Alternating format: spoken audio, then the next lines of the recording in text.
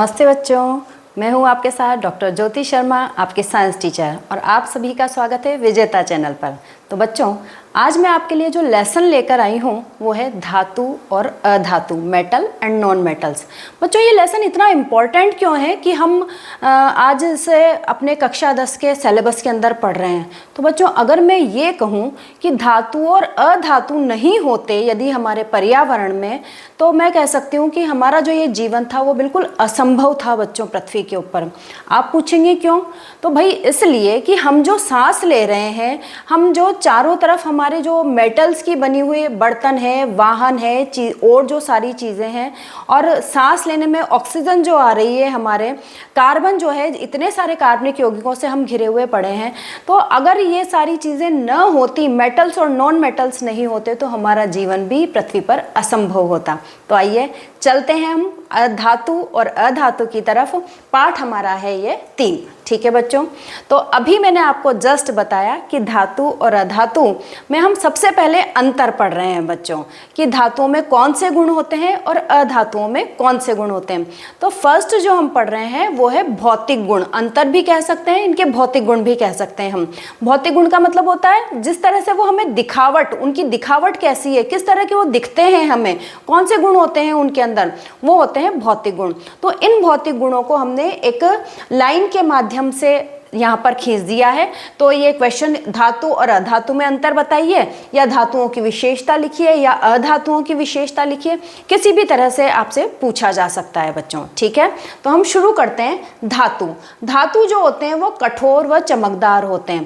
पहले बच्चों मैं आपको बता दूं, जैसे लोहा आप देखते हैं, एल्यूमिनियम के आपके कुकर बने हुए होते हैं, लोहे के गेट वगैरह जो सारे सब परिचित हैं आप लोग लोहे से।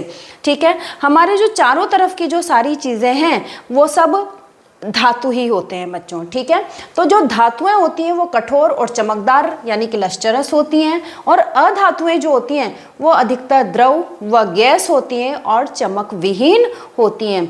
बच्चों, ये एक अंतर है, पर अपवाद हर जगह पाए जाते हैं। तो इसका अपवाद जो है कि कठोर और चमकदार, इसका अपवाद धातुओं में क्या पाया जाता है कि Hg को हम कहते हैं बच्चों पारा। जो आप जानते हैं ना, थर्मामीटर में वो पारा ऊपर चढ़ता है, या फिर वो बीपी अपन नापते हैं उसमें भी पारा जो है वो ऊपर चढ़ता है, ऐसे पंप को दबाते हैं। तो वो जो पारा होता है वो कमरे के ताप पर द्रव अवस्था में पाया जाता है बच्चों। ठीक है, तो और ये तो कठोर और चमकदार का ये हुआ अपवाद। और इसी तरह से चमक विहीन जो हमने कहा, तो आयोडीन जो होती है, आयोडीन अधातु होने के बाद भी बच्चों उसके अंदर एक चमक रहती है। तो ये वाले जो अपवाद वाला क्वेश्चन है वो आपसे 1 नंबर वाले प्रश्न में पूछा जा सकता है।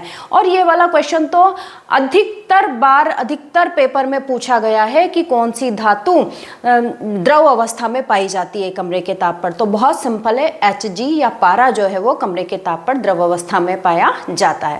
नेक्स्ट है बच्चों कि तन्यता डक्टिलिटी किसे कहते हैं? तो डक्टिलिटी का मतलब होता है तार बनाने की क्षमता। आप देखते हैं कि हमारे जो आभूषण होते हैं, सोने चांदी के, कॉपर के जो लाइटिंग फिटिंग के तार होते हैं, और भी जो कपड़े सुखाने वाले जो तार होते हैं, तो इन चीज़ों से, इन धातुओं से तार बनाए जा सकते हैं। सिंपली तन्यता भी पूछी जा सकती है। तो तार बनाने के गुण को, धातुओं के तार बनाने के गुण को तन्यता कहते हैं बच्चों। तो अब जो अधातुएं होती हैं उनमें तन्यता का गुण नहीं पाया जाता। ठीक है बच्चों, क्या आपको पता है कि 1 ग्राम सोने से 2 किलोमीटर लंबा तार बनाया जा सकता है? तो इतना ज़्यादा डक्टाइल होता है सोना। 3rd नंबर पर चलते हैं, आघात वर्धनीयता, मेलिएबिलिटी। मेलिएबिलिटी का मतलब होता है बच्चों कि सहन करने की क्षमता। जब हम इन्हें हथौड़े से मारते हैं तो ये चादर के रूप में परिवर्तित हो जाते हैं। मैं अपने घरों पे जो एल्यूमिनियम के चादर पड़े हुए होते हैं, घरों पे कई लोग ऊपर बना लेते हैं, कमरा नहीं बना पाते तो वो छाया के लिए चादर कर लेते हैं। तो वो जो चादर बने हुए होते हैं वो धातुओं के ही बने होते हैं बच्चों। ठीक है, तो इस तरह से आघात वर्धनीयता के कारण ही इनसे जो चादर है वो निर्मित किए जा सकते हैं। एक बात और, आप बच्चों चांदी का वर्क आपने देखा होगा, सोने का वर्क भी आपने देखा होगा जो मिठाइयों पर रहता है, तो वो भी आघात वर्धनीयता के कारण ही, देखिए कितने पतले उनके जो चादर हैं, कितनी पतली वो उनकी बनाई जा सकती हैं। जबकि अधातु भंगुर होते हैं, इन्हें अगर हम मारेंगे तो ये टूट जाएंगे। जैसे कोयला आपने देखा है, कार्बन, वो धातु का ही उदाहरण है और उसे हम अगर मारेंगे तो वो टूट जाएंगे बच्चों। ध्वनिक यानी कि सोनोरस होते हैं। ध्वनिक का मतलब होता है यदि हम इनको दूसरी धातु से मारेंगे, किसी कठोर चीज से मारेंगे तो ये आवाज करते हैं। आपके स्कूल की घंटी बच्चों, वो देखिए हम दूसरे उससे डंडी से उसको मारते हैं, लोहे की धातु से मारते हैं, तो ये पूरे जो हमारा स्कूल है उसमें आवाज पहुंच जाती है। जबकि अधातु जो होते हैं वो ध्वनिक नहीं होते, उनमें से कोई आवाज नहीं आती। फिर है इनका गलनांक व क्वथनांक बहुत उच्च होता है, जबकि इनका गलनांक व क्वथनांक निम्न होता है। ठीक है बच्चों। फिर है द्रव्यमान व घनत्व, धातुओं में उच्च होता है, जबकि अधातुओं में द्रव्यमान व घनत्व निम्न होता है। एक ये बीच में छूट गया था, धातुएं जो होती हैं ताप व विद्युत की चालक होती हैं, इसी वजह से इनके तार बनाए जा सकते हैं और इसी वजह से क्या बनाया जा सकता है, बताओ जल्दी से। तार भी बना सकते हैं और हमारे जो बर्तन हैं वो भी तो धातुओं से ही बने हुए हैं बच्चों। तो इसी वजह से, ताकि वो ताप को, जो खाना बना रहे हैं हम, वहाँ तक पहुँचा सकें और हमारा खाना पक सके। जबकि जो अधातु होते हैं वो ताप व विद्युत के कुचालक होते हैं। ठीक है। और इन का जो द्रव्यमान और घनत्व होता है वो उच्च होता है, जबकि इनका द्रव्यमान व घनत्व निम्न होता है बच्चों। अगर धातुओं के उदाहरण लें, कई बार बहुत सिंपल सा क्वेश्चन आपसे पूछा जाता है कि धातुओं और अधातुओं के 3-3 उदाहरण दीजिए। बहुत ही सिंपल, इससे सीधा क्वेश्चन बच्चों एग्जामिनर दे ही नहीं सकता आपको। तो धातुओं के 3 उदाहरण में आप कुछ भी दे सकते हैं, जिंक, कॉपर, कैल्शियम, एजी और एयू। एयू का मतलब औरम, सोना, और एजी, ठीक है, ये इसका मतलब होता है चांदी। इसी तरह से अधातु में carbon, hydrogen, nitrogen, chlorine, iodine और ऑक्सीजन, अधिकतर जो हमारे चारों तरफ की गैसें हैं बच्चों वो सारी की सारी अधातु में ही आती हैं। ठीक है, तो इस तरह से हम उदाहरण दे सकते हैं। अब इन्हीं के साथ में आपसे जो क्वेश्चंस अधिकतर पूछे जाते हैं, पहला वाला हमने डिस्कस कर लिया था कि पारा जो होता है वो कमरे के ताप पर द्रव अवस्था में होता है। इसी तरह से आयोडीन अधातु होते हुए भी चमकदार होती है। अभी हमने बात की थी कि बहुत ज़्यादा कठोर होती हैं धातुएं, पर इसका भी अपवाद है बच्चों। ये जो क्षारीय धातुएं होती हैं, क्षारीय धातुएं कौन सी होती हैं, लिथियम, सोडियम और पोटेशियम। ये भी क्वेश्चन बन सकता है कि क्षारीय धातुओं के नाम बताइए। तो 3 क्षारीय धातुएं हैं हमारी धातुओं में से, लिथियम, सोडियम और पोटेशियम। ये इतनी सॉफ्ट होती हैं बच्चों, पनीर की तरह से सॉफ्ट होती हैं और इन्हें चाकू से काटा जा सकता है। ठीक है। और फास्फोरस जो है वो अधातु है, फिर भी उसे, वो भी इतनी सॉफ्ट होती है कि इसे भी चाकू से काटा जा सकता है। ठीक है। लेड और Hg विद्युत के चालक नहीं होते। अभी हमने पढ़ा था कि जो धातुएं होती हैं वो ताप व विद्युत की चालक होती हैं, जबकि जो लेड होता है और पारा होता है वो विद्युत का चालन नहीं करता है। और लास्ट है बच्चों कि लिथियम का द्रव्यमान व घनत्व कम होते हैं, जबकि हमने पढ़ा था कि धातुएं जो है उनका द्रव्यमान व घनत्व उच्च होता है। तो ये बच्चों कुछ अपवाद लिखे हुए हैं और इस पाठ में से एक नंबर के जो क्वेश्चंस पूछे जाते हैं वो अधिकतर आपसे अपवादों में से पूछ लिए जाते हैं। इज इट क्लियर बच्चों? अभी हमने पढ़े थे भौतिक गुण, धातुएं और अधातुएं दिखती किस तरह की हैं, उस तरह वो जो गुण पढ़े थे वो भौतिक गुणधर्म। अब हम पढ़ रहे हैं रासायनिक गुणधर्म कि ये ऑक्सीजन के साथ, पानी के साथ में इस किस तरह से कैसे ये क्रिया करती हैं। तो रासायनिक गुणधर्म देखते हैं हम। सबसे फर्स्ट जो है वो है दहन। दहन को हम ऑक्सीजन से क्रिया भी कह सकते हैं, क्योंकि दहन जब ही होगा जब ऑक्सीजन से क्रिया होगी। तो लगभग सभी धातुएं ऑक्सीजन से क्रिया कर धातु ऑक्साइड बनाती हैं बच्चों। ठीक है। कोई भी धातु, अधिकतर जो धातुएं हैं वो धातु ऑक्सीजन के साथ जलेंगी और उसका ऑक्साइड बना लेंगे। उदाहरण के रूप में हम देखते हैं 2Cu, ये ऑक्सीजन के साथ जल के 2CuO कॉपर ऑक्साइड बना लेता है।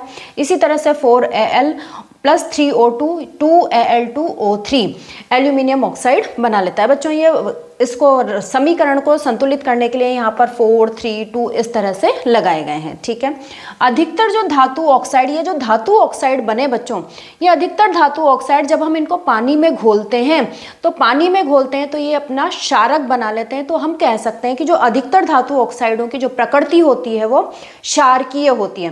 बच्चों यहाँ पर मैंने एक स्टार लगाया है, इस स्टार का मतलब है कि आपसे एग्जाम में ये क्वेश्चन पूछा जा सकता है कि धातु ऑक्साइडों की प्रकृति किस प्रकार की होती है। फिलअप्स में, रिक्त स्थानों में या वस्तुनिष्ठ प्रश्न में ये वाला क्वेश्चन अधिकतर पूछा जाता है बच्चों। तो धातु ऑक्साइडों की जो प्रकृति होती है वो क्षारकीय होती है। अब बच्चों कुछ जो धातु ऑक्साइड होते हैं वो इस तरह के भी होते हैं कि उनकी प्रकृति न सिर्फ क्षारकीय होती है बल्कि उनकी प्रकृति अम्लीय भी होती है। यानी वो अम्ल के साथ भी क्रिया कर अम्ल जैसी क्रिया भी कर सकते हैं और क्षारक जैसी क्रिया भी वो कर सकते हैं। आपको पता है अम्ल से क्रिया करवाएं धातुओं की या क्षारकों से क्रिया करवाएं, हमेशा क्या बनता है, लवण और जल बनता है। तो अभी हम यहाँ पर उदाहरण में देख लेते हैं। तो कुछ धातु ऑक्साइड कौन से हैं जो उभयधर्मी दोनों ही प्रकृति प्रदर्शित कर रहे हैं, इसलिए उन्हें हम क्या कहते हैं, उभयधर्मी ऑक्साइड, एम्फोटेरिक ऑक्साइड भी उन बच्चों उनको कहा जाता है। तो ये वाला क्वेश्चन भी आ जाता है कि उभयधर्मी ऑक्साइडों के उदाहरण दीजिए। तो उभयधर्मी ऑक्साइडों के उदाहरण है Al2O3 और ZnO, जिंक ऑक्साइड और एल्यूमिनियम ऑक्साइड। ठीक है बच्चों, अब ये किस तरह से प्रकृति, दोनों प्रकृति दर्शाते हैं। देखिए पहले मैंने Al2O3 की HCl से क्रिया करवाई है बच्चों, तनु HCl से क्रिया, जो कि आप अच्छे से समझते हैं कि HCl क्या है, एक अम्ल है। तो अम्ल से हमने क्रिया करवाई तो देखिए ये लवण और जल बन गया, एल्यूमिनियम क्लोराइड बन जाता है AlCl3 + 3H2O। ठीक है, तो ये लवण और ये जल बन गया। इसी तरह से अब यहाँ पर मैंने अम्ल के स्थान पर क्षार से क्रिया करवाई है, तो Al2O3 + 2NaOH से क्रिया करके 2NaAlO2 + H2O बनाता है। तो ये जो NaAlO2 बना है बच्चों, इसे कहा जाता है सोडियम एल्यूमिनेट लवण जो है। तो कई बार आपसे ये वाली जो अभिक्रिया है कि एक उभयधर्मी ऑक्साइड की आप क्षार से अभिक्रिया लिखिए, क्यों, क्योंकि ये जो सोडियम एल्यूमिनेट बना है ये एक अलग प्रकार का लवण है। इस तरह से आपसे इस सोडियम एल्यूमिनेट को बनाना बच्चों पूछ सकते हैं यहाँ पे। ठीक है, तो ये वाली जो दोनों अभिक्रियाएं हैं वो आपको याद रखनी है और इसीलिए मैंने यहाँ पर एक स्टार बना दिया है। आगे चलते हैं बच्चों कि सोडियम और पोटेशियम जैसी बहुत ज़्यादा अति अभिक्रियाशील धातुएं होती हैं ये, और इसीलिए ये तुरंत अगर बाहर छोड़ दें अपन वायु में, वातावरण में तो ऑक्सीजन ही है, तो वायु में अगर हम इन्हें खुला छोड़ देंगे तो ये तुरंत ऑक्सीजन से अभिक्रिया करके और क्या बना लेंगी, ऑक्साइड बना लेंगी, जो कि बहुत तीव्रता से आग पकड़ लेती हैं। और इसी वजह से उनका जो ऑक्साइड बनेगा वो बहुत तीव्रता से आग पकड़ लेगा, और इसी वजह से कि वो आग न पकड़ें इसीलिए हमें सोडियम पोटेशियम जैसी धातुओं को केरोसिन में डुबोकर रखा जाता है ताकि वो वायु के संपर्क में न रहें। केरोसिन जानते हैं ना बच्चों, मिट्टी का तेल, जिससे पहले चूल्हे, स्टोव वगैरह जलाए जाते थे, स्टोव होते थे, लैंप होते थे, लालटेन वगैरह वो जलाए जाते थे। ठीक है, तो ये बहुत तीव्र अभिक्रियाशील धातु है। ये वाला जो क्वेश्चन है वो भी आपसे पूछा जाता है, कई बार पूछ लिया गया है कि सोडियम और पोटेशियम को केरोसिन में डुबोकर क्यों रखा जाता है। आंसर अब आपको पता है। नेक्स्ट चलते हैं, मैग्नीशियम, एल्यूमिनियम, जिंक और लेड जैसी जो धातुएं होती हैं ये मध्यम अभिक्रियाशील होती है बच्चों, और ये ऑक्सीजन से क्रिया करके और अपने चारों तरफ उस ऑक्साइड का, धातु ऑक्साइड बनाएंगी अपना, और उस ऑक्साइड की ये परत चढ़ा लेती हैं। तो वो परत चढ़ा लेती हैं बच्चों, तो इससे वो जो अंदर की जो धातु है वो सुरक्षित रहती है और जो ऑक्साइड की परत है वो चारों तरफ उनके छा जाती है। जैसे मैं आपको एक उदाहरण बताती हूँ, एप्पल आप काटते हैं तो काट के अगर आपने रख दिया तो वो एप्पल के अंदर फेरस होता है, लोहा होता है, और वो उस क्रिया करके और लोहा ऑक्साइड बना लेता है। तो अगर आप कटे हुए एप्पल को आधा घंटा रख देते हैं तो वो आपको भूरा भूरा सा दिखाई देता है, क्योंकि उसके ऊपर लोहा ऑक्साइड की परत जम चुकी है। लेकिन अगर आप, अब वो अंदर सुरक्षित रख रहा है उस एप्पल को, लेकिन अब अगर आपको उस एप्पल को खाना है तो आप क्या करेंगे, आप उस परत को, जो खुली हुई थी उस परत को काट दीजिए, उस परत को हटा दीजिए, तो आप देखेंगे कि अंदर से आपको वैसा ही सफ़ेद एप्पल ही दिखाई देता है। क्यों?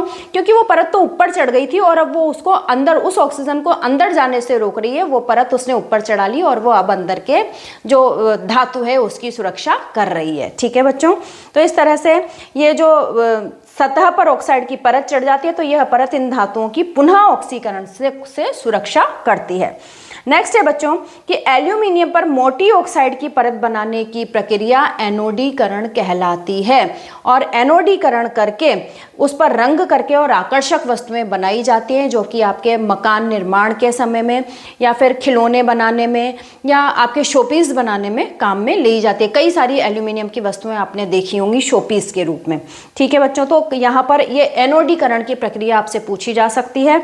तो एल्यूमिनियम पर मोटी ऑक्साइड परत बनाने की प्रक्रिया एनोडीकरण कहलाती है। लास्ट है कि Ag और Au, सिल्वर और गोल्ड, ये कम अभिक्रियाशील धातुएं होती हैं बच्चों, और बहुत ज़्यादा ताप पर भी, अगर हम ऑक्सीजन का बहुत ज़्यादा ताप कर भी दें या इन धातुओं का भी बहुत ज़्यादा ताप कर दें, तब भी ये ऑक्सीजन से क्रिया नहीं करती। और इसी वजह से तो बच्चों सोने और चांदी के आभूषण बनाए जाते हैं, क्योंकि ये बहुत कम अभिक्रियाशील धातुएं हैं और ये न तो ऑक्सीजन से क्रिया करती, न पानी से क्रिया करती और न किसी और चीज़ से क्रिया करती हैं। ठीक है, क्लियर है यहाँ तक बच्चों?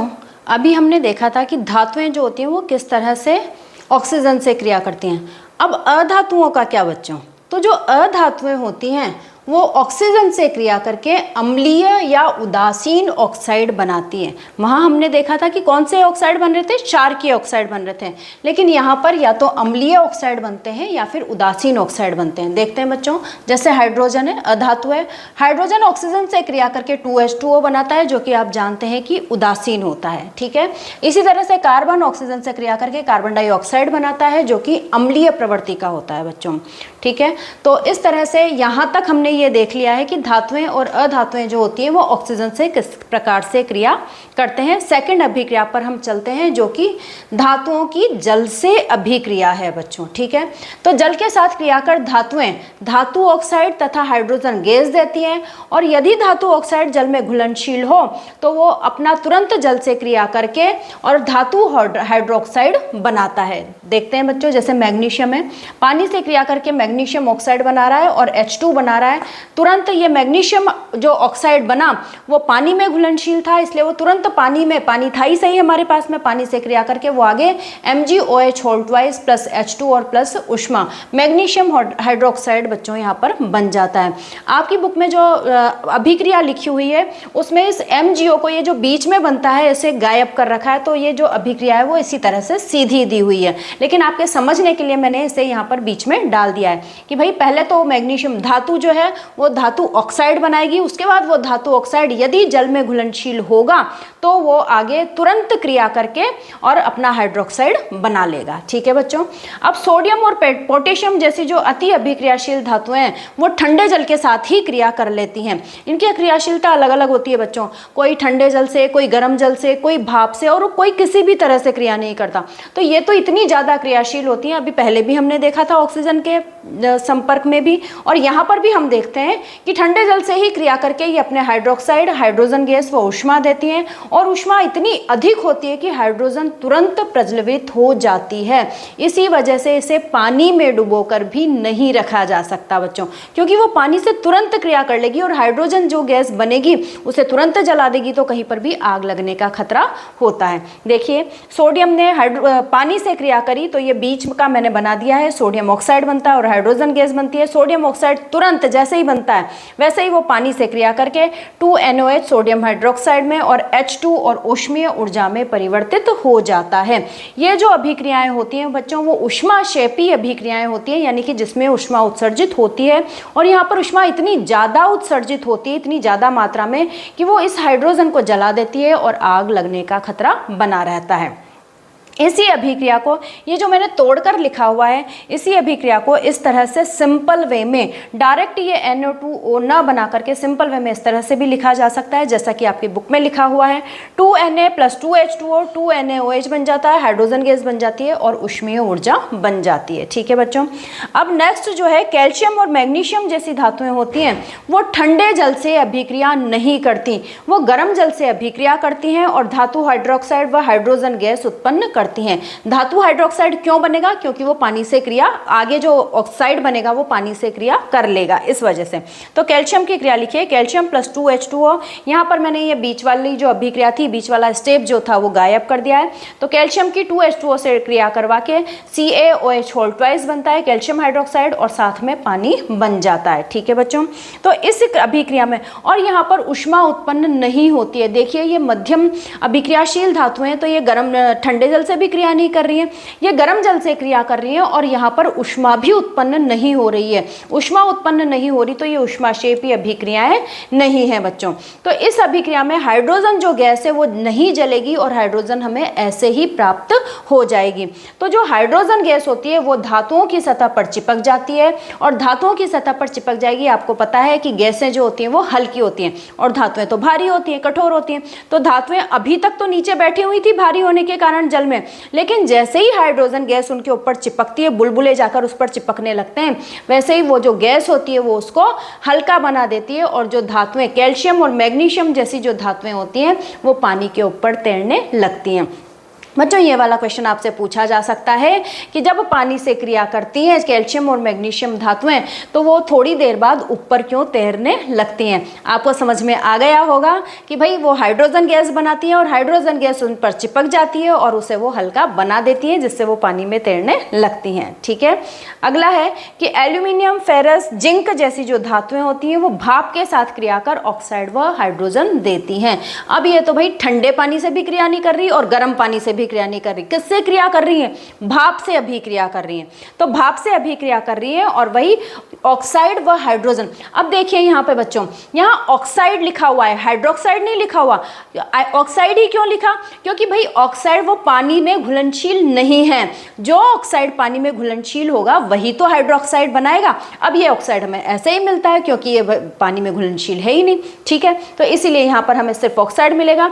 2Al प्लस 3H2O मिलकर बना रहे हैं Al2O3 एल्यूमिनियम ऑक्साइड, और 3H2O, 3Fe प्लस 4H2O। यहाँ देखिए H2O जो है वो भाप के रूप में है, 4H2O से मिलकर बना रहा है Fe3O4 प्लस 4H2। ठीक है बच्चों, अब है लेड, कॉपर, सिल्वर और Au और सोने जैसी जो धातुएं होती हैं वो जल से बिल्कुल भी क्रिया नहीं करती। जल का कोई सा भी रूप ले लीजिए आप, ठंडा जल, गर्म जल, भाप, कुछ भी ले लीजिए, लेकिन वो पानी से क्रिया नहीं करेंगी।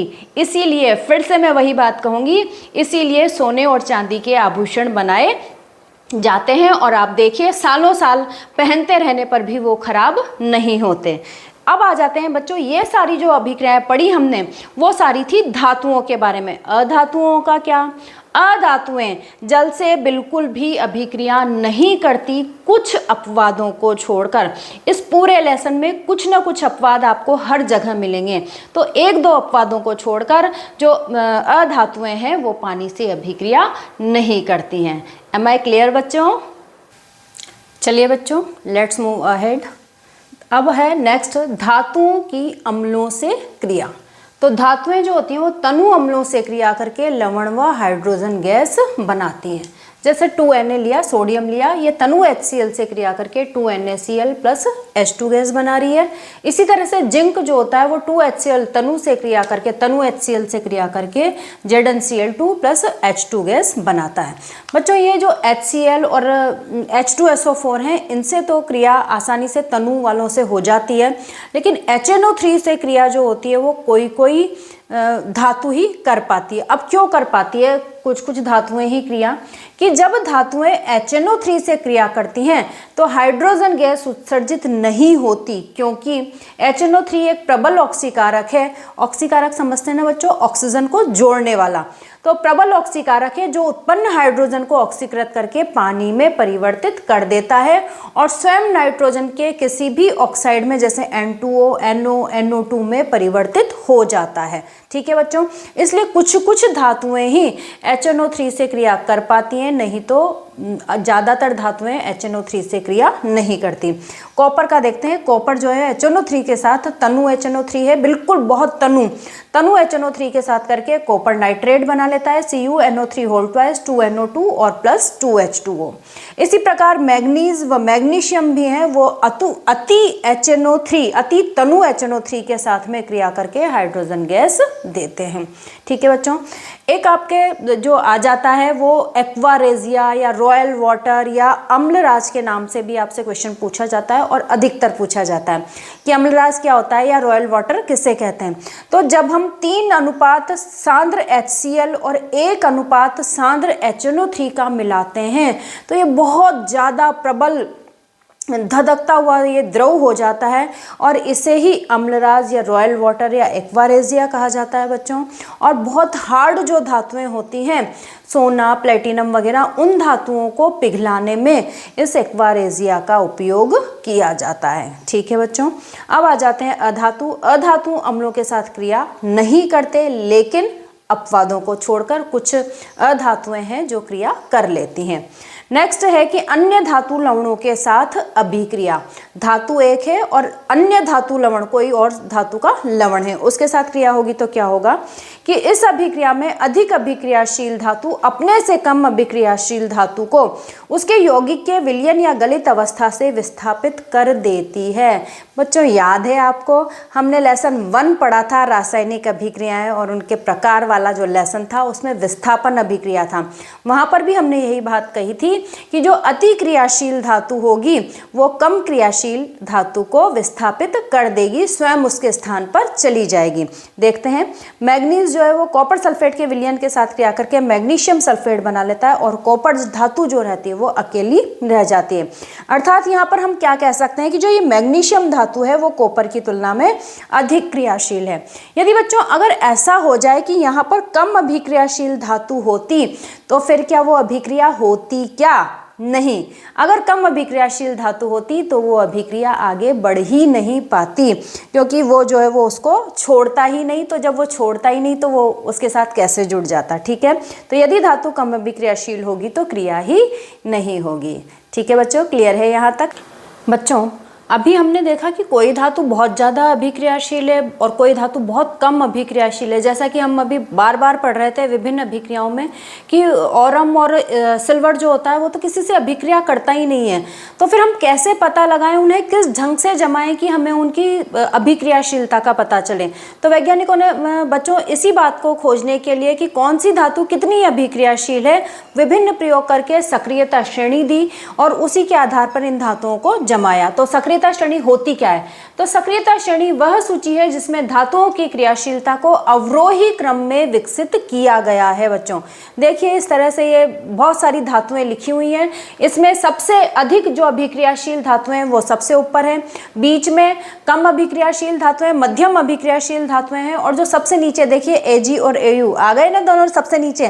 तो Ag Au जो है वो सबसे कम अभिक्रियाशील धातुएं हैं, ये बहुत ही रेयर केस में ही अभिक्रिया करती हैं।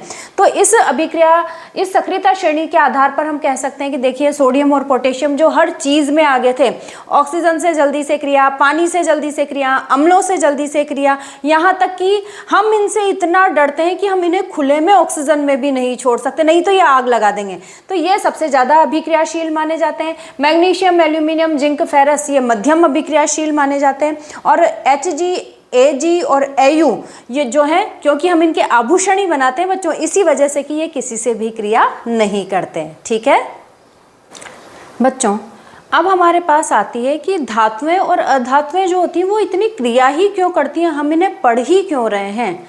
तो आपको बच्चों पता होगा कि कोई भी जो धातु या अधातु या कोई भी पदार्थ है, कोई भी तत्व है, वो अपने बाहरी कक्ष में 8 इलेक्ट्रॉन करना चाहता है और 8 इलेक्ट्रॉन होते ही और वो स्थायी हो जाता है और वो फिर क्रिया नहीं करता। तो उन 8 इलेक्ट्रॉनों को प्राप्त करने के लिए ही, बाहरी कक्ष में 8 इलेक्ट्रॉनों को प्राप्त करने के लिए ही धातुएं और अधातुएं जो होती हैं वो क्रिया करती हैं। बच्चों आपको पता होगा कि धातुएं जो होती हैं वो इलेक्ट्रॉन स्नेही होती हैं, यानी इलेक्ट्रॉन इलेक्ट्रॉन उनके पास ज़्यादा होते हैं और वो हमेशा जो पॉजिटिव धन आयन जो होते हैं वो उसी में ही परिवर्तित होती हैं, इलेक्ट्रॉन दे करके, और वो धन आयन में ही परिवर्तित होती हैं। इसी प्रकार से अधातुओं में इलेक्ट्रॉन की कमी रहती है, और इलेक्ट्रॉन की कमी रहती है तो वो इलेक्ट्रॉन ग्रहण करके ऋणायन में परिवर्तित हो जाती हैं, और ऋणायन बन जाता है तो फिर उनमें बाहरी कोष्ठक में कक्ष में 8 इलेक्ट्रॉन की पूर्ति हो जाती है और फिर वो स्थायी हो जाती हैं। अब जो बनते हैं धन आयन और ऋणायन, वो धन आयन और ऋणायन यानी धातु और अधातुओं के जो धन आयन और ऋणायन बने वो मिलकर के और आपस में, आपको पता है कि विपरीत जो स्वभाव वाले जो होते हैं, जैसे नॉर्थ और साउथ आकर्षित करते हैं, इसी तरह से पॉजिटिव और नेगेटिव वाले जो आयन होते हैं वो एक दूसरे को आकर्षित करते हैं। तो ये विपरीत अपोजिट जो वाले हैं आयन्स, ये एक दूसरे के पास आकर के और एक दूसरे में को आकर्षित, प्रबल आकर्षण बंध के द्वारा ये आयनिक बॉन्ड, आयनिक बंध आपस में बना लेते हैं और आयनिक यौगिकों में परिवर्तित हो जाते हैं। देखिए उदाहरण देखते हैं। सोडियम है, सोडियम का जो इलेक्ट्रॉनिक विन्यास है वो है 2, 8 और 1, और इसी तरह से क्लोरीन का इलेक्ट्रॉनिक विन्यास है 2, 8 और 7। ये एक इलेक्ट्रॉन छोड़ना चाहता है कि इतनी बड़ी बाहरी कक्षा में एक इलेक्ट्रॉन क्या कर रहा है, 8 इलेक्ट्रॉन होने चाहिए, एक इलेक्ट्रॉन इसके लिए छोड़ना इजी होता है, तो इसके लिए 2, 8 और 1 में से एक इलेक्ट्रॉन छोड़ देता है। एक इलेक्ट्रॉन छोड़ते सोडियम धनायन बन जाता है और इसके बाहरी कक्ष में 2 और 8 इलेक्ट्रॉन रह जाते हैं। ठीक है, इसी प्रकार से क्लोरीन, क्लोरीन में का जो इलेक्ट्रॉनिक विन्यास होता है वो होता है 2, 8 और 7, यानी बाहरी कक्षा में इसके पास में 7 इलेक्ट्रॉन है। ये एक इलेक्ट्रॉन अगर कहीं से मिल जाए तो ये उसको लेकर के और 2, 8, 8 हो जाता है, तो ये 2, 8, 8 हो जाएगा एक इलेक्ट्रॉन। ये सोडियम से छोड़ा हुआ इलेक्ट्रॉन इसने लिया और इसका जो इलेक्ट्रॉनिक विन्यास हो गया वो हो गया 2, 8, 8। अब इधर देखिए बच्चों, बाहरी कक्षा वाले इलेक्ट्रॉन हमने लिए हैं। सोडियम का बाहरी कक्षा में था 1 इलेक्ट्रॉन, क्लोरीन के बाहरी कक्षा में थे 7 इलेक्ट्रॉन। ये एक इलेक्ट्रॉन इसके पास चला जाएगा और इसके पास जाते ही, और ये देखिए इसका क्लोरीन का अष्टक पूर्ण हो गया और इसने एक इलेक्ट्रॉन छोड़ दिया, इसलिए इसका अष्टक, ये वाला जो कक्षा है वो खत्म हो गई और 2 और 8 इसके इलेक्ट्रॉन हो गए। अब ये दोनों, ये प्लस और ये माइनस वाला जो आयन है वो आपस में जुड़ेंगे और प्रबल आकर्षण बंध के द्वारा ये सोडियम क्लोराइड का निर्माण करेंगे। सोडियम क्लोराइड जानते हैं ना बच्चों, वही नमक जो हम रोज़ सब्जियों में खाते हैं, टेबल सोल्ट भी जिसे कहा जाता है, उसका रासायनिक नाम ही क्या है, सोडियम क्लोराइड, और ये एक आयनिक यौगिक है। ठीक है बच्चों, इसी तरह से हम MgCl2 का उदाहरण देखते हैं। Mg का जो इलेक्ट्रॉनिक विन्यास होता है 2, 8, 2 होता है, यानी इसके बाहरी कक्षा में 2 इलेक्ट्रॉन है। अब 2 इलेक्ट्रॉन है तो ये क्लोरीन इसके पास में आया और क्लोरीन को एक ही इलेक्ट्रॉन चाहिए, 2 इलेक्ट्रॉन नहीं चाहिए उसको, तो यहाँ पर क्या होगा, एक मैग्नीशियम से 2 क्लोरीन जुड़ जाएंगे, क्यों, एक इसके पास तो 2 हैं और क्लोरीन को तो एक ही चाहिए, तो 2 क्लोरीन जुड़ गए, 2 क्लोरीन जुड़ गए तो एक इलेक्ट्रॉन इस क्लोरीन के पास, एक इलेक्ट्रॉन इस क्लोरीन के पास, तो इसके बाहरी कक्षक में हो गया 2 और 8, ये 2 और 8 हो जाएंगे और इन क्लोरीन के जो हो गया वो 2, 8 और 8 में ये परिवर्तित हो जाएगा। तो इस तरह से जो हमारा सूत्र बन जाएगा वो बन जाएगा MgCl2 मैग्नीशियम क्लोराइड। ठीक है बच्चों, तो इस प्रकार से बाहरी कक्षा में 8 इलेक्ट्रॉन प्राप्त करने के लिए धातु और अधातु आयन्स बनाते हैं। धातु धनायन में परिवर्तित होंगे, अधातु ऋण आयन में परिवर्तित होंगे। धातुओं को पहले लिखा जाएगा, अधातुओं को बाद में लिखा जाएगा, और इस तरह से ये मिलकर प्रबल आकर्षण वैद्युत बल के द्वारा ये आयनिक यौगिकों का निर्माण करेंगे। ठीक है बच्चों, अब आ जाते हैं, आयनिक यौगिकों का निर्माण तो हो गया, अब उनके गुणधर्म क्या हैं। तो बच्चों आप नमक की डली एक ले लीजिए, चूरा नहीं, नमक का डला जो प्राकृतिक अवस्था में जिस रूप में मिलता है, उस डली को लेकर के और इन गुणों को आप समझने का प्रयास कीजिए कि ठोस एवं कठोर होते हैं। आयनिक यौगिक जो होते हैं वो ठोस और कठोर होते हैं, पता है आपको।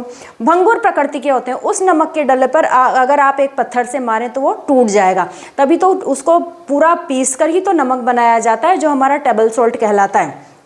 तो ये भंगुर प्रकृति के होते हैं। इनके गलनांक व क्वथनांक बहुत उच्च होते हैं, क्योंकि यहाँ पर प्रबल अंतर आयनिक आकर्षण बंध बना है बच्चों, 2 पॉजिटिव और माइनस वाले आयनों में। तो प्रबल अंतर आयनिक आकर्षण के कारण इनके जो गलनांक व क्वथनांक जो होते हैं वो बहुत उच्च होते हैं। नमक जो होता है 800 डिग्री सेंटीग्रेड तक उसको गर्म किया जाए तब वो गलित अवस्था में आता है। गलित अवस्था में पानी में घोलना मत समझ लेना बच्चों, गलित अवस्था मतलब उसका पिघलना। तो 800 डिग्री सेंटीग्रेड कितना जितना ज़्यादा होता है उतना तापमान दें तब वो जाकर गलित अवस्था में आएगा। ये जल में घुलनशील होते हैं और कार्बनिक विलायकों में अघुलनशील होते हैं। ईथर में घोल दीजिए, अल्कोहल में घोल दीजिए, पेट्रोल में घोल दीजिए, इनमें अगर किसी में घोलेंगे कार्बनिक यौगिकों में तो जो आयनिक यौगिक होंगे वो उसमें घुलनशील नहीं होंगे। जबकि पानी में नमक को डाल के देखिए, आप डला भी डाल दीजिए, थोड़ी देर में वो भी उसके अंदर घुल जाएगा। ठीक है। और जलीय विलयन या इनकी जो गलित अवस्था होती है उसमें ये विद्युत के चालक होते हैं। बच्चों पहले भी बताया है कि चालन जब भी होगा जब उसमें आयन उपस्थित होंगे, और पानी में घुलनशील हो जाएगा तो भी वो सोडियम धनायन और क्लोराइड ऋणायन में परिवर्तित हो जाएगा, और इसी प्रकार जब उसकी गलित अवस्था होगी तब भी वो आयनों में परिवर्तित होगा। तो जब वो आयन में परिवर्तित होगा तभी वो विद्युत का चालन करेगा, नहीं तो विद्युत का चालन नहीं होगा। ठीक है। तो इस तरह से जो आयनिक यौगिक इतने सारे गुणधर्मों को रखकर अपने में समाहित करके वो रहते हैं। ठीक है बच्चों, क्लियर है यहाँ तक? बच्चों हमने ये पढ़ लिए, धातुएं पढ़ ली, अधातुओं के बारे में पढ़ लिया, उनके भौतिक गुण और उनके रासायनिक गुण भी हमने पढ़ लिए। अब हम ये देख रहे हैं कि ये धातुओं की जो प्राप्ति है वो किस तरह से प्रकृति में हमें मिलती है, किस तरह से हम उन्हें प्राप्त करते हैं। तो आइए उन्हें समझने के पहले हम कुछ 2-4 चीज़ें समझते हैं। देखिए सबसे पहले तो होते हैं खनिज यानी कि मिनरल्स। तो पृथ्वी की भूपर्पटी में प्राकृतिक रूप से पाए जाने वाले तत्वों या यौगिकों को बच्चों खनिज कहते हैं। ठीक है। और इन्हें खोदकर निकाला जाता है।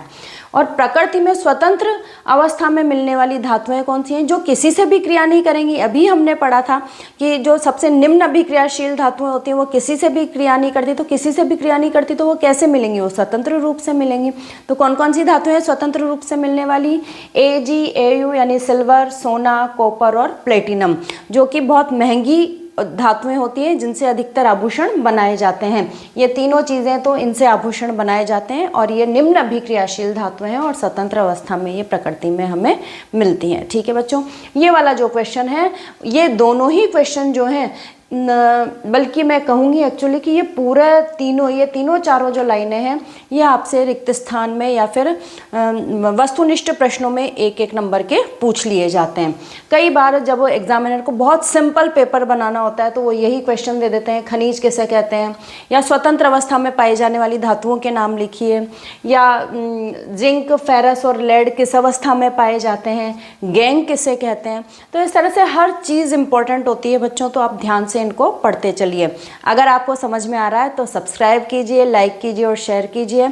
आपके साथ में जो पढ़ने वाले हिंदी माध्यम के जो बच्चे हैं, राजकीय विद्यालयों में पढ़ने वाले जो बच्चे हैं, उन्हें आगे से आगे शेयर करते चलिए बच्चों, ताकि जो मेरा जो उद्देश्य है कि मैं हर स्टूडेंट तक पहुंचूं, जो ज़्यादा जिनके पास रिसोर्सेस नहीं हैं वहां तक हमारी पहुंच हो, तो उसे पूरा आपको करना है बच्चों। ठीक है, चलिए देखते हैं।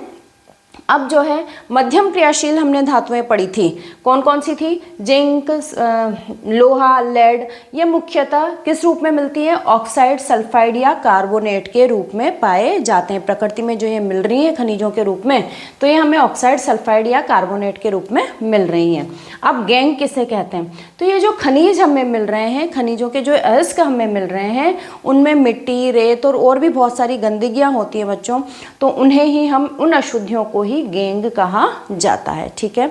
अब ये मैंने यहाँ पर सारणी बनाई है अयस्क की, जिस रूप में वो पृथ्वी से हमें मिल रहे हैं, अयस्क यानी कि और अयस्क का सांद्रण करके यानी कि उनसे मिट्टी वगैरह गैंग को हटा करके 3 रूप में, जो कि हम सक्रियता श्रेणी में हमने पढ़ा था, अति अभिक्रियाशील धातुएं, निम्न अभिक्रियाशील धातुएं और बीच की मध्यम अभिक्रियाशील धातुएं। तो बच्चों देखते हैं कि वो हमें किस रूप में मिलती हैं और किस तरह से उनका शुद्धिकरण किया जाता है। देखिए, उच्च अभिक्रियाशील धातुएं कौन कौन सी थी? फटाफट बताइए। Hg थी, पोटेशियम थी, सॉरी Hg मैंने गलत बोल दिया, सोडियम और पोटेशियम जो थी, कैल्शियम, ये उच्च अभिक्रियाशील धातुएं थी। तो इनको गलित अवस्था में गलित धातु का विद्युत अपघटन करके शुद्ध धातु प्राप्त की जाती है। इनको बहुत ज़्यादा गर्म किया जाता है, गलित हो जाती हैं ये, और गलित अवस्था में इनका विद्युत अपघटन किया जाता है बच्चों। ठीक है, तो अपघटन करके हमें शुद्ध धातुएं प्राप्त हो जाती हैं। फिर है मध्यम अभिक्रियाशील धातुएं। ये मध्यम अभिक्रियाशील जो धातुएं हैं वो हमें 2 रूपों में मिलती है, एक तो कार्बोनेट अयस्क के रूप में और एक सल्फाइड अयस्क के रूप में। कार्बोनेट अयस्क के रूप में इनका निस्तापन किया जाता है, यानी कि ऑक्सीजन से इनकी सीमित मात्रा में ऑक्सीजन से इनकी क्रिया करवाई जाती है तो धातु ऑक्साइड प्राप्त हो जाते हैं, और धातु ऑक्साइड का धातु में अपचयन करने से हमें धातु प्राप्त हो जाती है। इसी तरह से जो सल्फाइड अयस्क मिलते हैं, सल्फाइड अयस्क का भर्जन करवाया जाता है और भर्जन करने के पश्चात धातु ऑक्साइड प्राप्त होते हैं। वही धातु ऑक्साइड प्राप्त हो जाएंगे तो उनका अपचयन करके उनमें से ऑक्सीजन हटा करके धातु हमें प्राप्त हो जाती है। ठीक है बच्चों, फिर आता है निम्न अभिक्रियाशील धातुएं जो सबसे नीचे पाई जाती हैं और किसी से क्रिया नहीं करती। निम्न अभिक्रियाशील जो धातुएं होती हैं वो सल्फाइड अयस्क के रूप में अगर हमें प्राप्त होती हैं तो उनका भर्जन करवाया जाता है और भर्जन करवा करके और उनसे हमें धातु प्राप्त होती है। ठीक है बच्चों, मैं समझती हूँ ये सारणी आपको समझ में आ गई होगी और इसी के आधार पर अब हम आगे देखते हैं कि अलग अलग रूप से कि किस तरह से हम ये क्रियाएं करवा रहे हैं। बच्चों, धातुएं प्राप्त करने के लिए हमारे पास में अभी 2-3 शब्द आए थे, निस्तापन, भर्जन, फिर ये धातु ऑक्साइड बन गया तो धातुओं में अपचयन। तो हम देखते हैं कि ये होते क्या हैं। तो भर्जन, तो जब वो सल्फाइड अयस्क मिलते हैं हमें खनिजों के, तो उन सल्फाइड अयस्कों को वायु की उपस्थिति में, वायु बहुत अधिक मात्रा में है तो वायु की उपस्थिति में अधिक ताप पर जब गर्म किया जाता है तो वो अपने ऑक्साइडों में परिवर्तित हो जाते हैं और इस परिवर्तन को ही, इस प्रक्रिया को ही बच्चों भर्जन कहा जाता है। ठीक है, तो 2Cu2S कॉपर सल्फाइड हमने लिया है, ये ऑक्सीजन से क्रिया करवाते हैं। देखिए ऑक्सीजन पर्याप्त मात्रा में है, बहुत ज़्यादा गर्म हमने किया है तो ये जो कॉपर सल्फाइड था ये कॉपर ऑक्साइड में परिवर्तित हो जाता है और साथ में ये सल्फर डाइऑक्साइड गैस हमें प्राप्त होती है। ठीक है बच्चों, तो इस तरह से हमने ऑक्साइड परिवर्तित कर लिया है। सल्फाइड को या कार्बोनेट को हम किसी भी चीज़ को ऑक्साइडों में क्यों परिवर्तित कर रहे हैं बच्चों? इसलिए कि जब वो ऑक्साइड में परिवर्तित हो जाएंगे तो फिर उनका अपचयन करवाकर और उससे धातु प्राप्त करना जो है वो हमारे लिए ज़्यादा आसान हो जाता है कि हम डायरेक्ट इनसे सल्फाइड अयस्कों से या कार्बोनेट अयस्कों से हम डायरेक्ट सीधे धातु प्राप्त करें, उसकी तुलना में ऑक्साइडों, उनके ऑक्साइडों से धातु प्राप्त करना हमारे लिए ज़्यादा आसान है और सस्ता भी होता है। ठीक है बच्चों, आगे चलते हैं। निस्तापन, यहाँ पर सल्फाइड अयस्क थे बच्चों, कंफ्यूज नहीं होना है। भर्जन में सल्फाइड अयस्क थे जबकि निस्तापन में कार्बोनेट अयस्क हैं।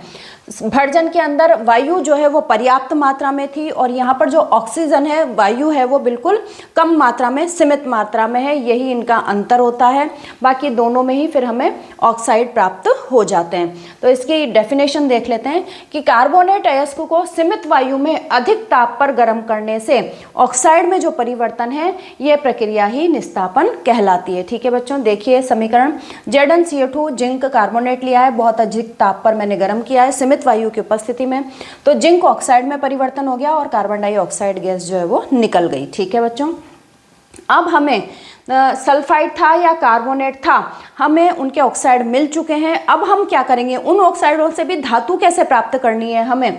तो भर्जन तथा निस्तापन के बाद कार्बन जैसे उपयुक्त अपचायक का उपयोग कर धातु ऑक्साइड से धातु प्राप्त की जाती है। देखिए जैसे जिंक ऑक्साइड हमें जो मिला था उसकी कार्बन से क्रिया करवा दी, कार्बन तुरंत ऑक्सीजन से क्रिया कर लेता है, CO कार्बन मोनोऑक्साइड गैस बन जाती है और ये जो जिंक है वो हमें ऐसे के ऐसे ही शुद्ध रूप से प्राप्त हो जाता है। ठीक है बच्चों, तो इस तरह से इस जो सारणी में, इस टेबल के अंदर जो था भर्जन, निस्तापन और इनके जो अंतर आपसे पूछ लिए जाते हैं, मैं समझती हूँ वो यहाँ पर क्लियर हो गए होंगे। बच्चों, अभी हमने वो सारणी देखी थी जिसमें हमने निम्न अभिक्रियाशील, अति अभिक्रियाशील और मध्यम अभिक्रियाशील धातुओं के सारणी देखी थी। इसी को हम विस्तार से देख रहे हैं। देखिए कि सक्रियता श्रेणी में नीचे आने वाली धातुओं का निष्कर्षण कैसे किया जाए। तो नीचे आने वाली जो धातुएं होती हैं आपको पता है कि वो अति क्रियाशील होती हैं, अनअभिक्रियाशील होती हैं, यानी वो किसी से भी क्रिया नहीं करती और अगर वो पाई जा रही हैं तो अधिकतर सल्फाइड अयस्कों के रूप में पाई जाती हैं। सल्फाइड अयस्कों का अभी क्या करवाया था हमने, भर्जन करवाया था सल्फाइड अयस्कों का। तो सल्फाइड अयस्कों का भर्जन करवाकर ऑक्साइड में परिवर्तित कर उनका अपचयन कर लिया जाता है। ठीक है, तो 2HGS ये सिनेबार कहलाता है बच्चों। पारे का जो सल्फाइड है वो सिनेबार कहलाता है और ये मरकरी का एक अयस्क है। क्वेश्चन आ जाता है कि सिनेबार या मरकरी के एक अयस्क का उदाहरण दीजिए, तो हम लिख सकते हैं HGS, जिसे सिनेबार कहा जाता है, हाइड्रोजन सल्फाइड। इसकी ऑक्सीजन से जब क्रिया करवाते हैं, तापन करवाते हैं, बहुत ज़्यादा ताप पर गर्म किया जाता है, तो ये देखिए मरकरी ऑक्साइड में ये परिवर्तित हो जाता है, साथ में सल्फर डाइऑक्साइड गैस निकल जाती है। इस मरकरी ऑक्साइड का और ज़्यादा तापन करवाने पर इसका अपचयन हो जाता है और ये मरकरी धातु में परिवर्तित हो जाता है और ऑक्सीजन गैस निकल जाती है। ठीक है बच्चों, तो इस तरह से हमें ये नीचे आने वाली जो धातुओं का निष्कर्षण हम इस तरह से कर सकते हैं भर्जन और अपचयन की क्रियाओं के द्वारा। अब है मध्यम में स्थित धातुओं का निष्कर्षण। तो ये धातुएं प्राय सल्फाइड और कार्बोनेट, अभी अभी हमने सारणी में देखा था, तो ये सल्फाइड और कार्बोनेट अयस्कों के रूप में मिल रही हैं हमें। सल्फाइड अयस्क का हम भर्जन के द्वारा करवा लेंगे और निस्तापन, कार्बोनेट अयस्कों का हम निस्तापन प्रक्रियाओं के द्वारा शुद्ध धातुओं में अपचयित कर लिया जाता है। ये देखिए, ये भर्जन अभिक्रिया द्वारा सल्फाइड का है, ऑक्सीजन पर्याप्त मात्रा में तो 3O2, तापन करवा के 2CuT कॉपर ऑक्साइड और SO2 गैस हमें प्राप्त हो जाती है। इसी प्रकार से जिंक कार्बोनेट है, इसका निस्तापन करवाएंगे, कार्बोनेट है तो, और सीमित मात्रा में, तो यहाँ ऑक्सीजन नहीं लिखा है, सीमित मात्रा में है तो तापन करवाया, ZnO में परिवर्तित हो गया, कार्बन डाइऑक्साइड गैस निकल गई। अब ये जो ऑक्साइड मिलते हैं हमें, इन ऑक्साइडों का कार्बन के द्वारा अपचयन करवाकर, देखिए कार्बन ने ऑक्सीजन के साथ क्रिया कर ली है, CO गैस बन गई है और जिंक जो है वो धातु ऐसे के ऐसे ही रह गई है। अपचयन जानते हैं ना बच्चों, यानी ऑक्सीजन का अलग करने की प्रक्रिया अपचयन। तो अब जो ये अपचयन है वो कार्बन के साथ तो करवाया ही जा रहा है, इसके अलावा अभी हमने विस्थापन अभिक्रियाएं भी पढ़ी थी, जिसमें हमने पढ़ा था कि अधिक अभिक्रियाशील जो धातु है वो कम अभिक्रियाशील धातु को विस्थापित कर देती है।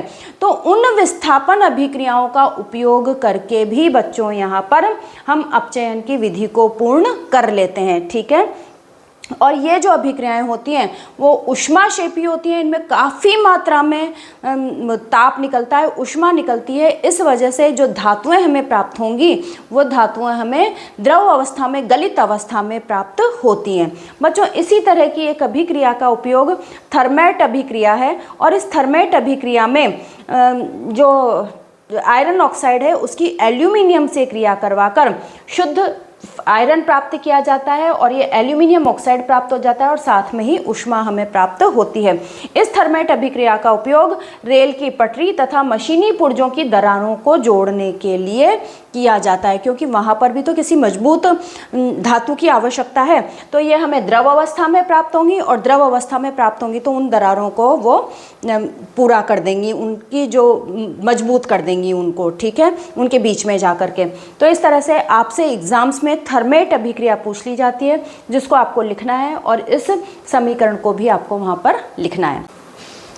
नेक्स्ट आ जाता है बच्चों अधिक अभिक्रियाशील धातुओं का निष्कर्षण। ठीक है, जो किसी से भी फटाफट से क्रिया करती हैं, याद है ना, जो सबसे ऊपर पाई जाती हैं। तो ऑक्सीजन के प्रति अधिक बंधुता होने के कारण यहाँ कार्बन द्वारा अपचयन नहीं होता, इन्हें गलित अवस्था में वैद्युत अपघटनी अपचयन द्वारा प्राप्त किया जाता है। कैथोड पर धातुएं निक्षेपित हो जाती हैं, एनोड पर ऋणायन मुक्त हो जाते हैं। ठीक है बच्चों, अभी हमने कहा था कि विस्थापन अभिक्रियाओं के द्वारा या कार्बन के द्वारा इनके ऑक्साइड से धातु प्राप्त कर ली जाती है, पर ऑक्सीजन से कार्बन की तुलना में इनका खुद का ज़्यादा रहता है, तो ये कैसे उसको छोड़ देंगी? अधिक अभिक्रियाशील होनी चाहिए, तो वो अभिक्रिया ही नहीं होती। तो इसलिए कार्बन द्वारा या किसी विस्थापन अभिक्रिया द्वारा हम इनका अपचयन नहीं कर सकते, इसीलिए इनको शुद्ध धातुओं के रूप में प्राप्त करने के लिए हम विद्युत अपघटनी विधि का उपयोग करते हैं। तो कैथोड पर हमें जैसे सोडियम के गलित क्लोराइड का विद्युत अपघटन हमने अगर करवाया तो कैथोड पर हमें सोडियम प्राप्त हो जाता है। ये सोडियम धनायन है, ये इलेक्ट्रॉन ग्रहण करके सोडियम धातु में परिवर्तित हो जाएगा और सोडियम धातु हमें कैथोड पर प्राप्त हो जाएगी। इसी तरह से एनोड पर ये 2Cl- है, ऋणायन है, ये इलेक्ट्रॉन त्याग करके Cl2 में परिवर्तित हो जाएगा और 2 इलेक्ट्रॉन जो है वो विलयन में मुक्त हो जाएंगे। एनोड पर हमें क्लोरीन गैस जो है वो प्राप्त हो जाएगी।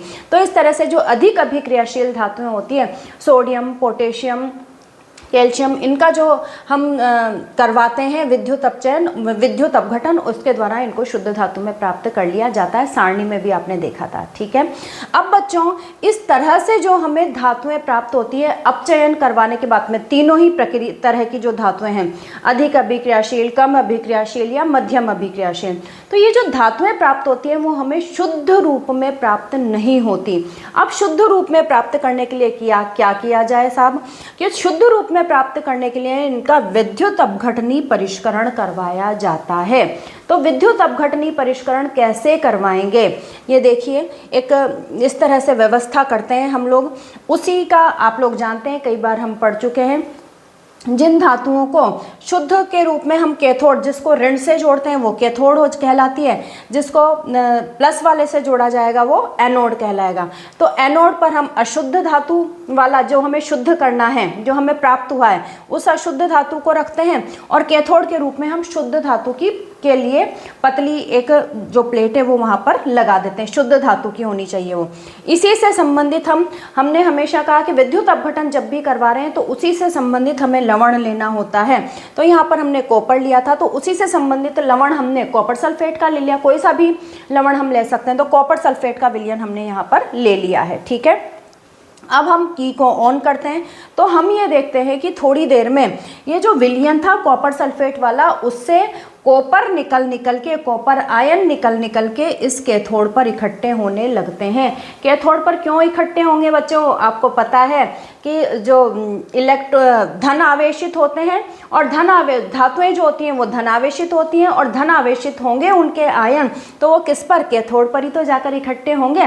तो इस तरह से विलयन में से कॉपर निकल के आयनों में विभाजित हो जाता है विद्युत अपघटन होने से, तो कॉपर और सल्फेट में डिवाइड हो जाएगा। कॉपर जो होंगे वो धन आयन होंगे, और कॉपर जो है वो कैथोड पर आकर इकट्ठा होने लगेगा। इसी तरह से जब विलयन में से आने लगेंगे तो इस वाली में जो अशुद्ध धातु थी, इस पे भी तो विद्युत अपघटन का प्रभाव पड़ेगा, और विद्युत अपघटन का प्रभाव होने से जो इसके अशुद्धियाँ थी वो तो यहीं पर रह जाएंगी, लेकिन जो कॉपर है वो निकल कर और इसमें विलयन में उसकी पूर्ति, जो कि कॉपर यहाँ पर जा रहा है उसकी पूर्ति करता रहेगा, और डायरेक्ट भी इधर कैथोड पर आता रहेगा। इस तरह से थोड़ी देर बाद हम देखेंगे कि कॉपर की जो पतली परत हमने लगाई थी वो काफ़ी मोटी हो गई है, उस पर शुद्ध कॉपर का निक्षेपण हो गया है। तो इस तरह से हम कैथोड पर शुद्ध धातु को प्राप्त कर सकते हैं, और जो अपद्रव्य बच जाते हैं, जो अशुद्धियाँ बच जाती हैं, वो यहाँ पर बीकर में लास्ट में नीचे की तरफ रह जाती हैं, जिसे एनोड पंख कहा जाता है, ठीक है बच्चों। तो इस तरह से सभी प्रकार की धातुओं का विद्युत अपघटनी परिष्करण, साफ करना, परिष्करण का मतलब ही है विद्युत द्वारा साफ करना, तो उनको परिष्कृत किया जाता है। मूव टू अहेड बच्चों, आगे चलते हैं। तो अब आता है संक्षारण। धातुओं के बारे में पढ़ लिया, उनकी रासायनिक भौतिक अभिक्रियाओं के बारे में पढ़ लिया हमने, भौतिक अवस्थाओं के बारे में, और अब हम पढ़ रहे हैं कि उनका संक्षारण, वो खराब किस तरह से होती हैं। तो बच्चे जो धातुएं होती हैं वो पर्यावरण में, हमारे वायुमंडल में स्थित किसी भी अन्य गैस से क्रिया करके और अपने ऊपर एक जो परत बना लेती है जिससे उनकी चमक खराब हो जाती है, उसे ही हम संक्षारण कहते हैं। तो कुछ धातुओं का संक्षारण जो है वो हमें स्पष्ट रूप से दिखाई देता है बच्चों, जैसे चांदी का काला होना। तो चांदी जो होती है, अभी मैंने भी पहने हुई है, जब हम उसके आभूषण पहनते ही हैं तो वो बिल्कुल चमकदार होते हैं, लेकिन कुछ ही दिनों बाद हम ये देखते हैं कि चांदी वायुमंडल की सल्फर से क्रिया करके सिल्वर सल्फाइड बना लेती है, और वो सिल्वर सल्फाइड की जो परत है वो चांदी के ऊपर आ जाती है, जिससे कि चांदी थोड़ी सी वो काली हो जाती है। मम्मी पायल पहनती हैं आपकी, जब नई लेकर आई है तो वो बिल्कुल चमक रही है, लेकिन 8-15 दिन पहनने के बाद में उस चांदी ने सल्फर से क्रिया कर ली है और वो हल्की सी काली हो गई है। लेकिन बच्चों यदि हम उसे साफ करें, आपको कभी कभी दिवाली पर मम्मी को अपने गहने भी साफ करते हुए देखा होगा ब्रश से सर्फ में डाल करके, तो हम देखते हैं कि वो परत जो है वो रगड़ने से हट जाती है, सर्फ से हट जाती है, और वो चांदी हमें वापस से चमकती हुई दिखाई देती है। तो अभी हमने इस लेसन के शुरू में पढ़ा था कि जो परत जम जाती है ऑक्साइड की जो परत, सल्फाइड की जो परत चढ़ जाती है, वो अंदर उस धातु को सुरक्षित रखती है, उसको खराब नहीं होने देती। ये वैसी ही प्रक्रिया है बच्चों। कॉपर पर हरे रंग की परत, कॉपर जो होता है उस पर हरे रंग की परत आ जाती है। क्यों? क्योंकि वो अर्ध कार्बन डाइऑक्साइड से क्रिया कर कॉपर कार्बोनेट बना लेता है और इस कॉपर कार्बोनेट का रंग बच्चों हरा होता है। इस वजह से कॉपर पर हरे रंग की परत आ जाती है। लोहे पर जंग लगना, आप सभी इससे परिचित हैं। लोहा ऑक्सीजन से क्रिया करके, पानी से क्रिया करके लोह ऑक्साइड बना लेता है और उसकी जो जंग होती है वो उसको खराब कर देती है।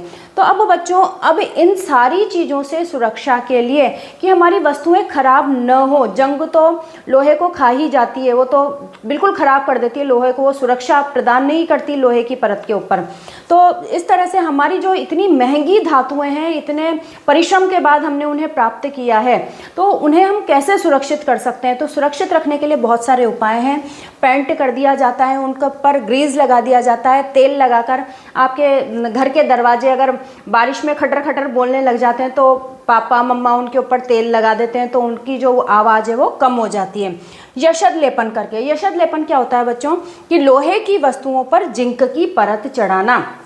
लोहा है, लोहा वायु से क्रिया करके जंग बनाएगा तो हम उसको, और मजबूत काफ़ी होता है वो, तो हम किसी चीज़ को मजबूत भी बनाना चाहते हैं और हम चाहते हैं कि इसमें जंग भी न लगे, तो उसके ऊपर लोहे की वस्तु बना करके उस पर जिंक की परत चढ़ा दी जाती है। इसी को ही क्या कहते हैं? यशद लेपन कहते हैं। और परत कैसे चढ़ाएंगे? अभी हमने विद्युत अपघटन वाला देखा था, उसी तरह से विद्युत अपघटन का उपयोग करके हम यशद लेपन कर देते हैं बच्चों, ठीक है।